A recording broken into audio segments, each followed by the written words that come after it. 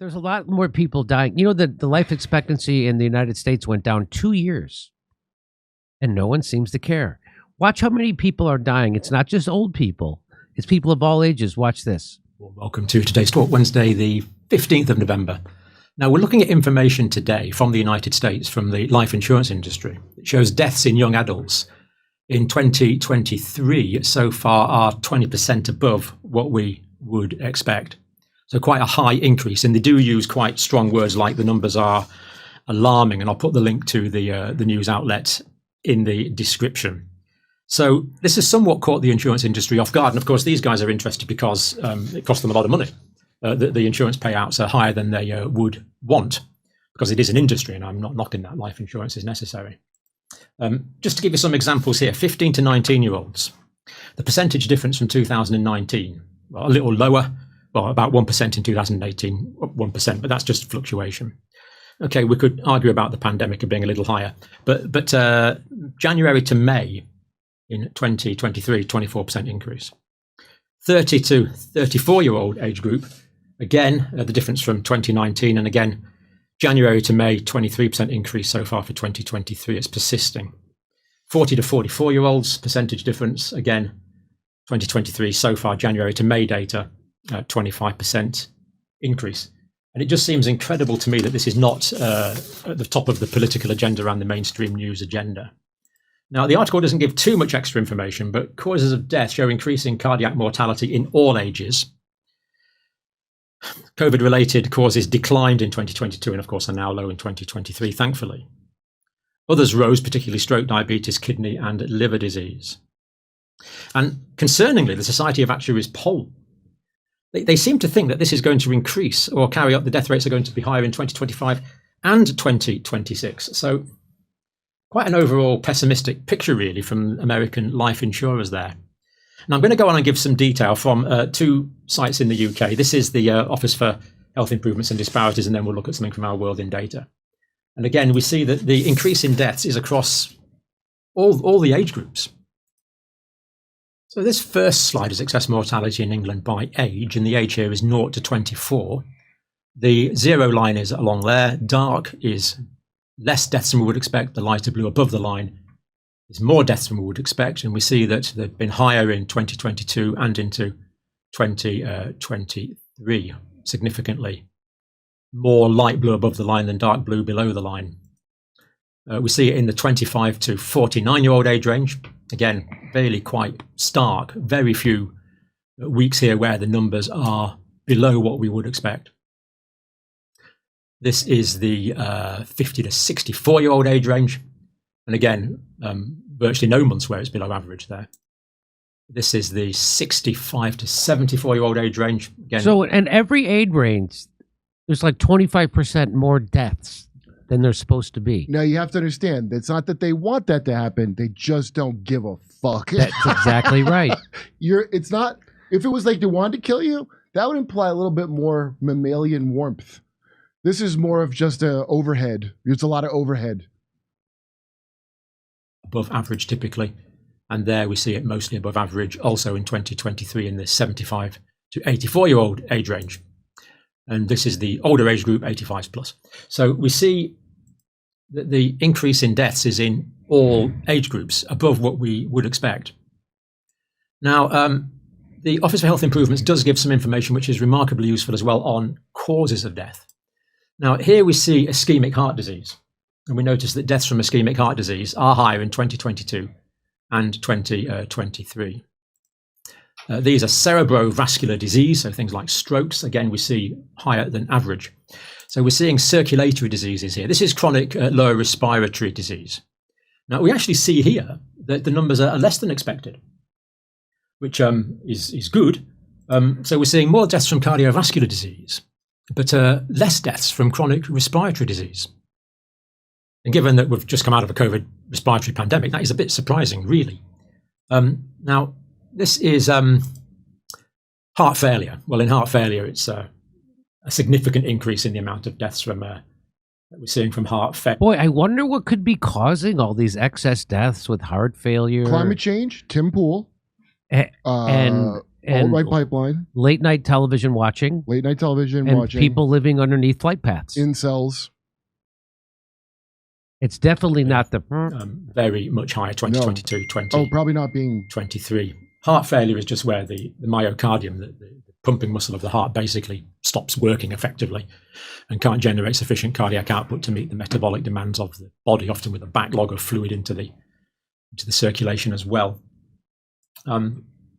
That's high. This is other respiratory diseases. That's this classification. And again, we see many lower than we would expect, much lower than we would expect.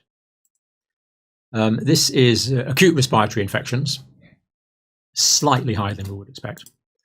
Alzheimer's disease, less than we would expect. Now, this isn't really surprising because, sadly, a lot of old people have died during the pandemic, so that's not entirely surprising. And, we could talk about why they died, but the fact is that we've got less old people who are sadly no longer with us.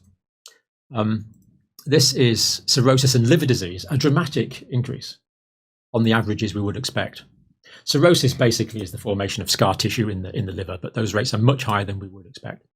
Now, I want to look at the international situation now, because this is not just the UK and the United States, and we'll look at the usual countries there where we normally look at this. This is Australia. So 2021, 2022, and into 2023. Let's hope this decline in Australia is real, but it's still around about 6%, but it has been, as we see, as high as 20% excess deaths in 2023 in Australia. Canada, likewise. 20% excess deaths from 2019.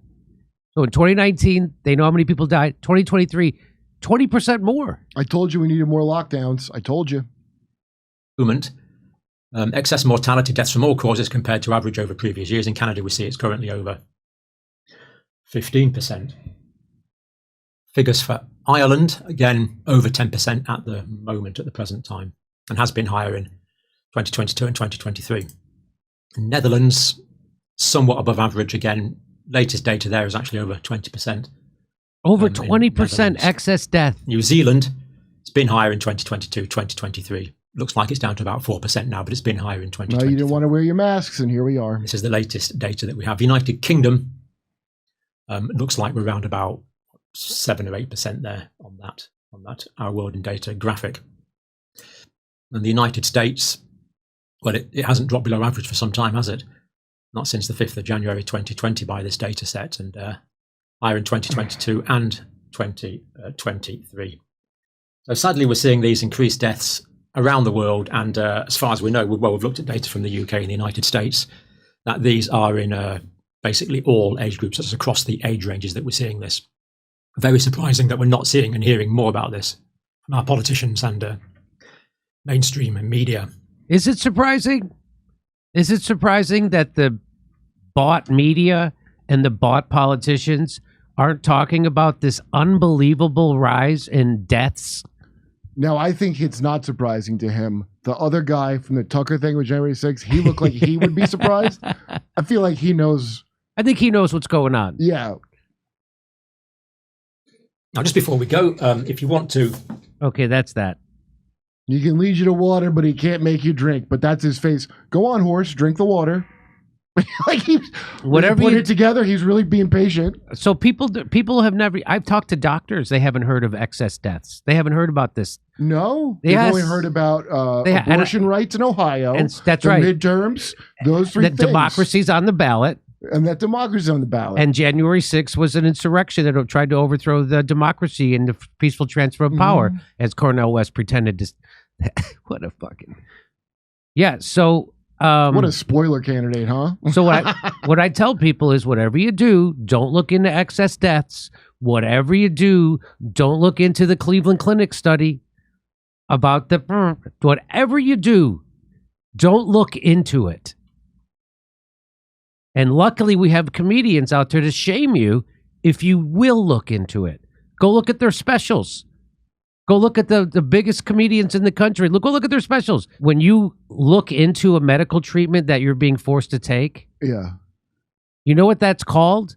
That's called informed consent. Yeah, right. It's called doing your own research. That's called doing your own research. Informed consent. I'm against personal choice, informed consent. What else? Well, definitely free speech. And I'm going to keep shaming the comedy community until forever, because they're never going to admit it. They're never, and they already don't talk to me. So fuck them. And Be more effective. and they don't have any integrity. They don't have any dignity. They don't have any courage. They not only did they betray themselves, because that's what they did. They betrayed comedy. Comedy is based on questioning authority. That's what every good comedian does. Go look at the documentary PBS did on comedy about 10 years ago. Tommy Smothers says, you can tell when comedian's a real comedian if you tell him to do something and he does the exact opposite. That's a real comedian. That's back when you could buy a house, maybe. That's back when you could buy a house. Now it's about... Comedians are about pushing the status quo. Yeah, will I have the lifestyle that I need? And what do I do to make sure? And by the way, the algorithm... even stuff's not political.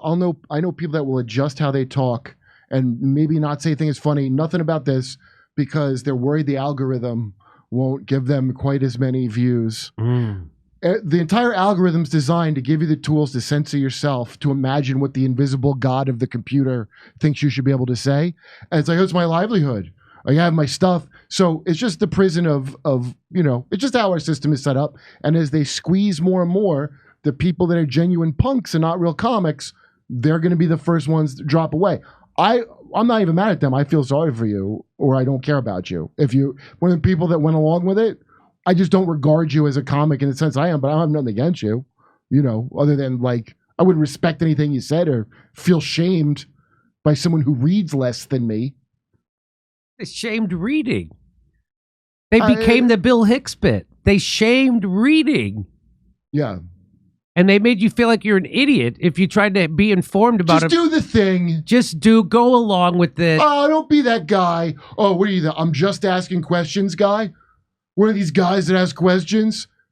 Why would that ever in any universe possibly be a problem for any reason that I was asking questions? It'll cause trouble. People got mad when I told them that I got vaccine injured. Come on, Jimmy, don't tell people. It'll make other people not want that to happen to them. Don't you know we're all basically Catholic and hide evidence of molestation, even if you didn't know we were all... Yep. Don't you know everything is basically that? Jimmy, shh.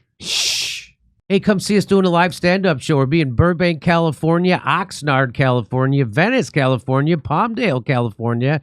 Then we're going to Omaha, Des Moines, Milwaukee, Lansing, Bend, Oregon, Portland, Oregon, Seattle, and Boston, Massachusetts. Go to jimmydore.com for a link for all those tickets.